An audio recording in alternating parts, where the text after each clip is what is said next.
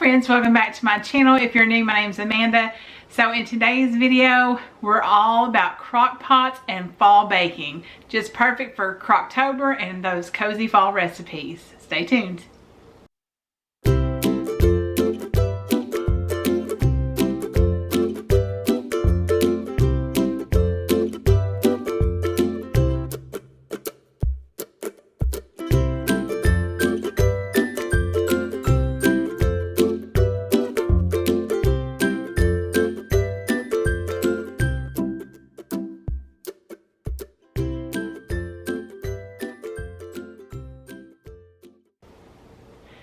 So guys, I don't know about y'all, but the fall really has me wanting like soups and comfort food type recipes.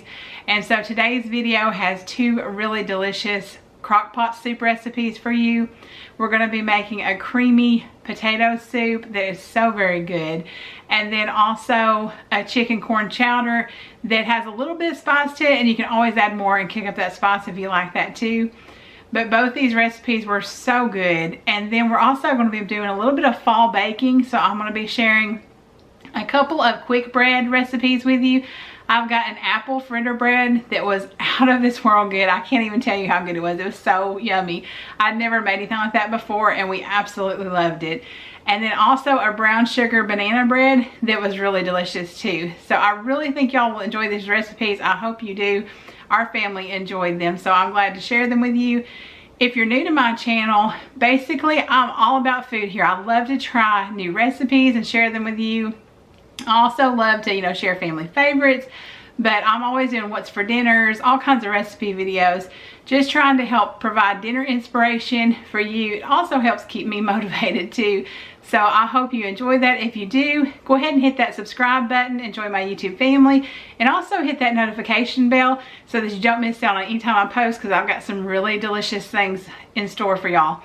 But let's go ahead and get into these delicious recipes. I think you'll really like them. So we'll go ahead and get into the video. So we're going to go ahead and get started with our crock pot potato soup. And y'all, this recipe is super simple. It's perfect for Crocktober. And it's so delicious. We really loved it. So we're just going to get started cubing up our potatoes and just kind of make them into bite-sized pieces. You want them to be pretty easy to kind of, eat when you eat the soup.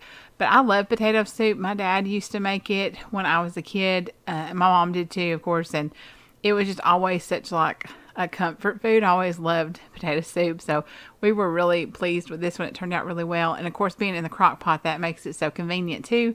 But we're just going to add some chicken broth and of course our potatoes into there. And this is where you can also, add in whatever kind of seasonings you want. I'm going to be using just a little bit of salt, some pepper, garlic powder, and onion powder. You can, feel free to add different things that you might like too. I feel like soups are really easy to customize to our liking, so I like that about them. And I also think soups are just so comforting and just so nice during, like as it cools down, the weather gets cooler. I just love having a bowl of soup and maybe like, some bread to go along with it or something like that. But you're just going to cook this on high for 3 to 4 hours or on low for 6 to 8. Just depends on, how quick you'd like it to be done. And I'm going to go ahead and get my cheese shredded up. It calls for sharp cheddar cheese. I'm using like the white. It's extra sharp actually that I had on hand. And that definitely worked fine. So just use whatever, sharp cheese you'd like to use. I feel like that has definitely that more bite to it, the deep cheese flavor to it. I love sharp cheddar. And then we've got a little bit of cornstarch in a bowl, and we're going to add some water in there and just get that mixed in, and that's going to kind of help thicken the broth of the soup. Now, once we get that in our soup, we're going to let it cook for about 15 to 20 minutes, and then we're going to add in our other ingredients. So in a bowl, I'm actually going to have some sour cream in there that I'm going to add just a little bit of the broth from the potatoes to it. And then we're going to mix that really well. And that just is going to kind of help it blend in better with the soup. And we'll add that into our soup as well as our cream cheese and cheddar cheese. So let me know, what is y'all's favorite soup to make during the fall? I just love so many soups. I think that beef stew would have to be one of my very favorites, especially with a piece of cornbread with beef stew. Oh my goodness, I love it. I think soups are usually just such an easy meal that always is handy too. So I always love trying new combos and variations, and sometimes tweaking ones that I've made before and seeing. I'm really notorious for making some soups just without recipes, and then it's hard to remember exactly what I did, and sometimes that means that it's hard to get it exactly the same. But it's fun trying new ones. So basically, this is all done. We stirred all that in and it got all good and melted. That's all you just want to do is make sure it's melted and everything comes kind of to temperature. And then we're just going to top it with some shredded cheese, some bacon, and I just did a little bit of chives. You could also do green onions. I just didn't have any on hand. But y'all, this was so good. It really was true comfort food. I highly recommend this recipe. I'll have the recipes all linked below, of course, in the description box. So make sure you look out for that. But I would definitely encourage you to make this potato soup. Now next up we have chicken corn chowder. Now this was another super easy recipe. We did make it a little different than the recipe, and I'll get to that in just a minute. But we've got 2 cans of cream style corn going in here, as well as a can of just regular corn. The regular corn, of course, you want drained.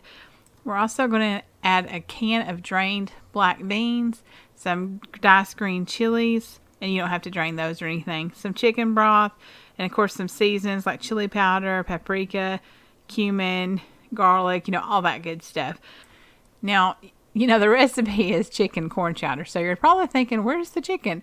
So what I did this day is I had some people that did not want chicken in the soup, and some that did. And I had cooked chicken on hand, so I thought, well, what I think I'll do is just make the kind of corn chowder part, and then we each added chicken to our bowls as we wanted it. So that kind of worked out for us.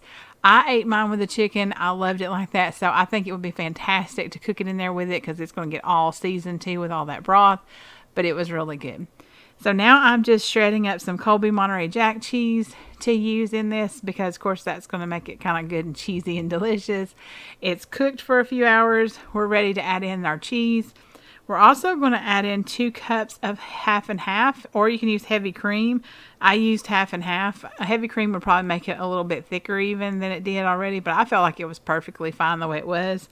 This is also where you would take your chicken out and shred it and add it back in at this, these steps here would be if you had cooked the chicken in there. So just make sure you note that if you do that. But see, you can see that's nice and creamy even without using heavy cream. And half helps it be just a little bit lighter anyways. But this was so good. Like I said, you can see my chicken in my bowl. So I had that with mine and it was really delicious with the chicken.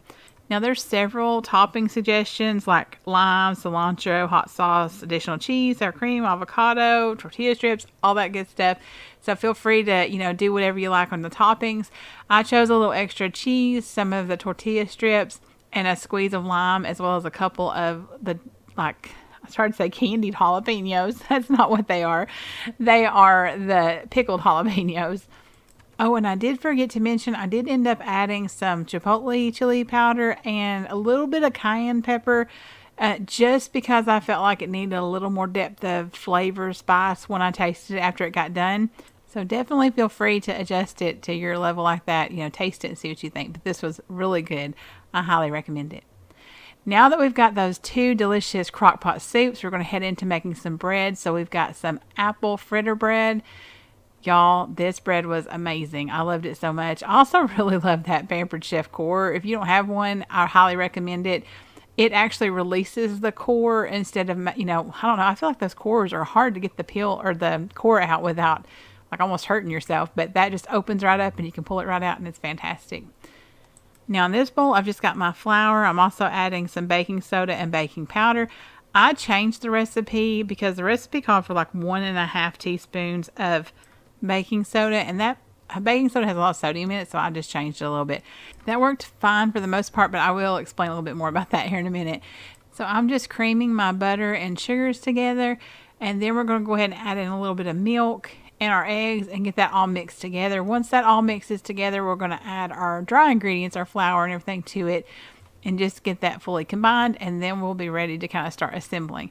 Now, I'll tell you really quickly what I mentioned earlier. This bread did sink a little in the middle, and I think it could be because of my changes. So just be aware that if you change it like I did, that it may sink a little in the middle, but it still tasted amazing. So I would not worry about that at all. I just did it for me to save on sodium. So if you don't have to watch sodium, go ahead and use the 1.5 teaspoons of baking soda instead, and you'll be perfectly fine. I'm sure you probably won't even have a problem with it.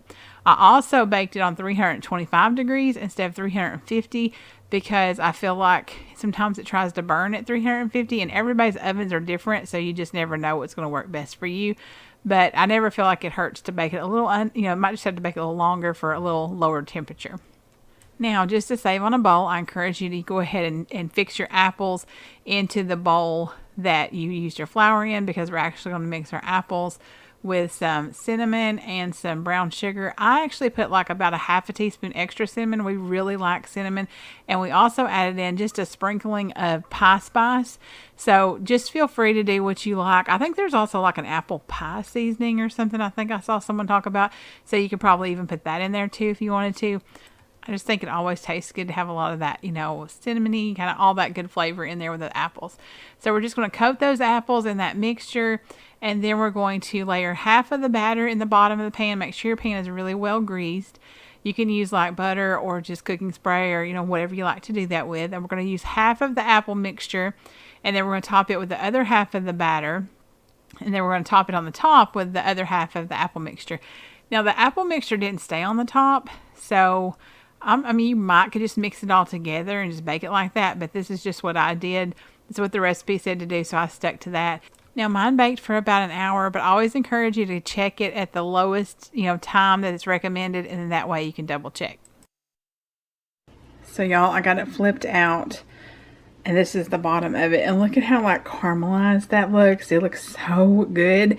And we tried just like a little nibble that got stuck in the pan, and it is super sweet, so I don't think I'm even going to need to do the glaze on it, but it looks so good. It did kind of sink in the middle, but I think it's going to be really delicious. So it is, like I said, very sweet. So what I'm probably going to do next time is maybe cut back the sugar just a little bit, but I'll try it, a whole piece before I make that decision. But I'm excited to try it. It's not the prettiest thing as far as the middle kind of sunk, but it tasted delicious when we tried that little bite. So we'll see. I'll update you and let you know. So you can see all the yummy apples inside. This was so good. And y'all, I will update you. I think that if you don't want to do the glaze, I probably wouldn't take any sugar out. But if you want the glaze, I probably would eliminate some sugar, just because I think with the glaze, this would have been way too sweet. But this was the perfect fall apple recipe. I'll definitely be making it again. So next up, we have brown sugar banana bread. Now in a bowl here, we're working on our dry ingredients.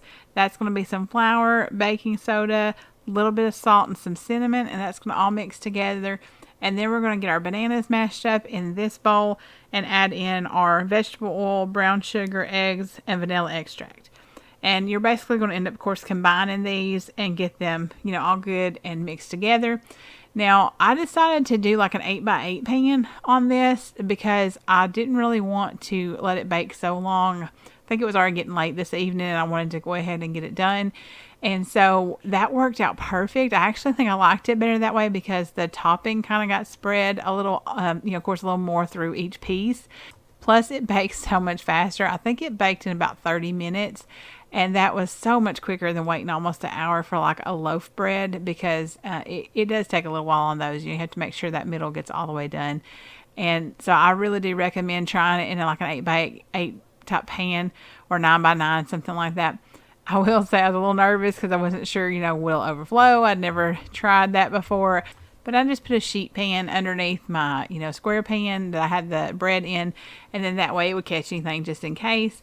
But it worked out fine. No spillage. So I was glad for that, because you definitely don't want to have to be cleaning up a bunch of, banana bread in your oven. So now let me know in the comments below what your favorite like quick bread is to make during the fall, if you make any, or if you buy some, like what kind of flavor do you like? I know that, a lot of people, of course, like pumpkin bread. My husband, that's one of his favorites. And, banana bread is a lot of people's favorites. I love trying different ones, like that apple one. Oh my goodness. That was the first time I tried something like that, and it was so good. And so I definitely like playing around with these, quick bread recipes and finding new ones that we enjoy. This is just your kind of topping that you've got with just brown sugar and cinnamon. And of course, if you wanted to, you could make it more of a streusel top topping. I think streusel always has like flour and like maybe some butter in it or something. So if you wanted to do that, you could do that instead. But this was really good too. I will say that the crunch kind of went away a little bit after the first day because it kind of got, I guess, moisture from the cake. So I would recommend be planning to serve this like right when it gets done if you want that crumble topping to kind of stay crunchy a little bit there. But this was so good. Thank y'all so much for joining me today. If you enjoyed this video, I'd appreciate it if you give me a thumbs up. Thank you so much for all your support in every video. I just appreciate each of you so much. I hope you have a blessed day wherever you are, and I'll see you in the next one.